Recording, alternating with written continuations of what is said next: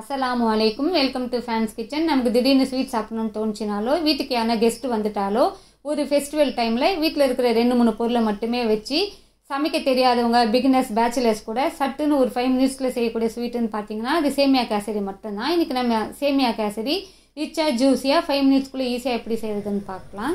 சேமியா கேசரி செய்கிறதுக்கு முதல்ல ஒரு பாத்திரத்தில் நான் 1 கப்பு சேமியா எடுக்க போகிறேன். 1 கப்பு சேமியாவுக்கு 2 கப்பு வாட்டர் சேர்த்துக்கலாம்.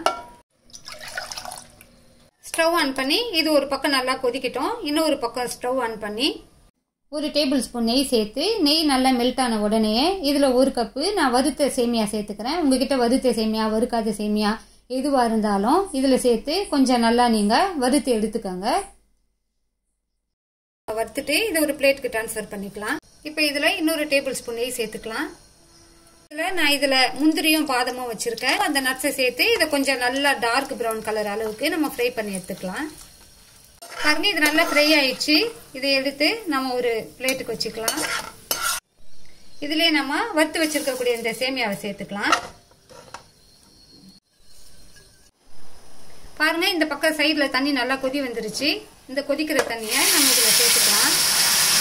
பேனை ஸ்லோல வச்சுக்கோங்க. ஸ்லோவில் வச்சு இதை கொஞ்சம் நல்லா நம்ம வேக விடலாம். ஸ்வீட்டை நமக்கு என்ஹான்ஸ் பண்ணி கொடுக்கறதுக்கு சும்மா ஒரு 2 சிட்டிகை சால்ட் மட்டும் நம்ம இதில் சேர்த்துக்கலாம். ஏலக்காய் பொடி ஒரு 1/2 டீஸ்பூன் சேர்த்துக்கலாம். இதில் லைட்டாக நம்ம எல்லோ ஃபுட் கலர் சேர்த்துக்கலாம். உங்களுக்கு எல்லோ ஃபுட் கலர் வேணாம் அப்படின்னு நினச்சிங்கன்னா நீங்கள் ஆரஞ்சு கூட சேர்த்துக்கலாம். இல்லைன்னா குங்குமப்பூ இருந்தால் உங்ககிட்ட குங்குமப்பூ கூட நீங்கள் சேர்த்து செஞ்சுக்கலாம். பாருங்க, இது வெந்துருச்சான்னு செக் பண்ணி பாருங்க. இல்லைன்னா இது ஒரு 2 நிமிஷம் நீங்கள் மூடி வச்சிங்கன்னா கூட இந்த சேமியா கொஞ்சம் நல்லா வெந்துடும். சேமியா நல்லா வெந்துருச்சு. நீங்க இதை நசுக்கி பார்த்தீங்கன்னாவே உங்களுக்கு நல்லா தெரியும்.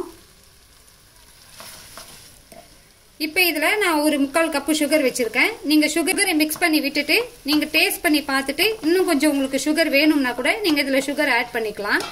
நீங்க எந்த அளவுக்கு ஸ்வீட் சாப்பிடுவீங்களோ அந்த அளவுக்கு நீங்க பார்த்து நீங்க சேர்த்துக்கோங்க. இப்போ இதுல இன்னொரு 2 டேபிள் ஸ்பூன் நெய் சேர்த்துக்கலாம். பாருங்க, மில்க் பவுடர் இது 10 ரூபாய் பாக்கெட்டு.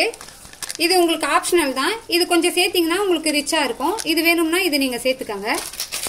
பாருங்க, இதுல ஒரு 2 டேபிள் ஸ்பூனு நான் பாதாம், முந்திரி எல்லாமே சேர்த்து நான் கொஞ்சம் கொரகொரப்பா தெரியுற அளவுக்கு நான் மிக்சி ஜார்ல சேர்த்து பவுடர் பண்ணி வச்சிருக்கேன். இதுனா ஆப்ஷனல் தான்.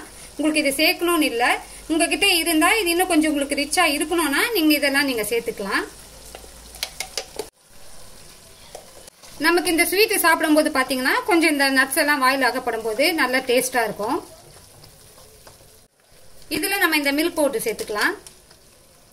இது ஒரு 10 ரூபாய் தான். ஆனா நமக்கு இந்த ஸ்வீட் பாத்தீங்கன்னா கொஞ்சம் நல்லா ரிச்சா டேஸ்டா ஆக்கி கொடுக்கும்.